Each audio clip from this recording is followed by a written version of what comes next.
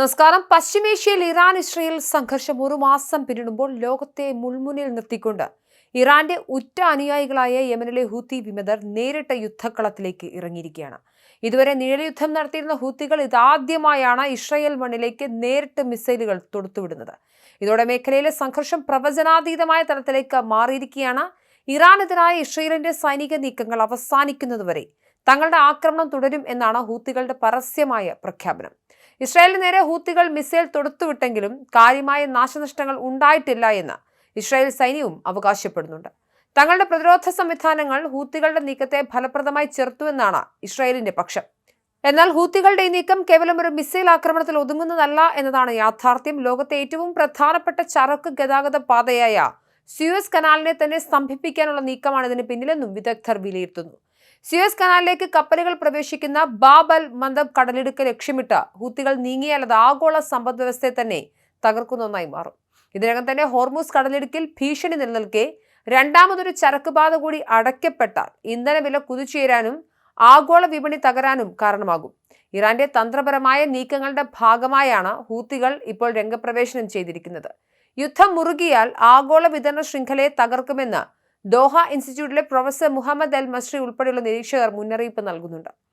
അതേസമയം ഇസ്രായേലിന് പൂർണ്ണ പിന്തുണയുമായി അമേരിക്കയും സജീവമായി രംഗത്തുണ്ട്. ഇറാനെതിരായ സൈനിക നടപടികൾ വേഗത്തിൽ അവസാനിപ്പിക്കാൻ കഴിയുമെന്ന് US state secretary Marco Rubio വ്യക്തമാക്കുമ്പോൾ US പ്രസിഡന്റ് ഡൊണാൾഡ് ട്രംപ് മേഖലയിലേക്ക് കൂടുതൽ സൈന്യത്തെ അയക്കുന്നതിനെക്കുറിച്ച് ആലോചിക്കുന്നതായി റിപ്പോർട്ടുകളുണ്ട്. ഇറാൻ ഭരണകൂടത്തെ നിലയ്ക്ക് നിർത്താൻ ഏത് അറ്റകൈ പ്രയോഗത്തിനും തങ്ങൾ തയ്യാറാണെന്നും ഇസ്രായേൽ മുന്നറിയിപ്പ് നൽകി കഴിഞ്ഞു.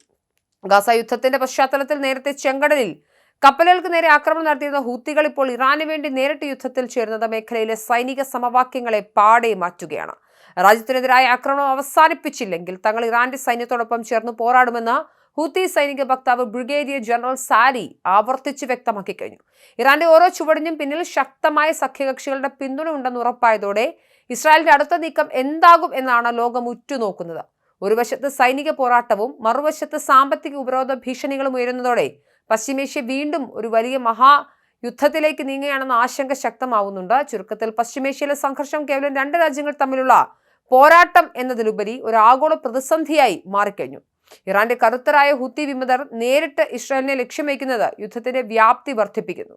സ്യൂയസ് കനാൽ ഉൾപ്പെടെയുള്ള ലോകത്തെ പ്രധാന വ്യാപാര പാതകൾക്ക് മേൽ നിഴലിക്കുന്ന ഭീഷണി ലോക സമ്പദ് വ്യവസ്ഥയെ തന്നെ തകിടം മറിക്കാൻ പോകുന്നതാണ്.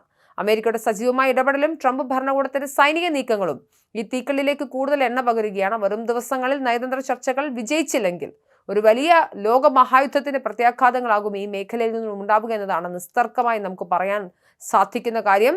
ഇറാൻ ഹോർമൂസ് കടലിടുക്ക് ബന്ധിയാക്കി വെച്ചുകൊണ്ട് വിലപേശുന്ന സാഹചര്യത്തിൽ സ്യൂയസ് കനാലിലെ നിർണായക മേഖലകളും ഹൂത്തി വിമതരെ വിട്ട് ഒറ്റപ്പെടുത്തുകയും ആക്രമിക്കുകയും ചെയ്യുക എന്നുള്ളതാണ് ഇറാൻ ഇപ്പോൾ മുന്നോട്ട് വയ്ക്കുന്ന പ്ലാൻ എന്നാണ് മനസ്സിലാക്കുന്നത്. എന്തായാലും ആഗോള സാമ്പത്തിക മേഖലയിൽ, എണ്ണ മേഖലയിൽ, ചരക്ക് ഗതാഗതത്തിലൊക്കെ വലിയ പ്രതിസന്ധിയാണ് ഉണ്ടാകാൻ പോകുന്നത്.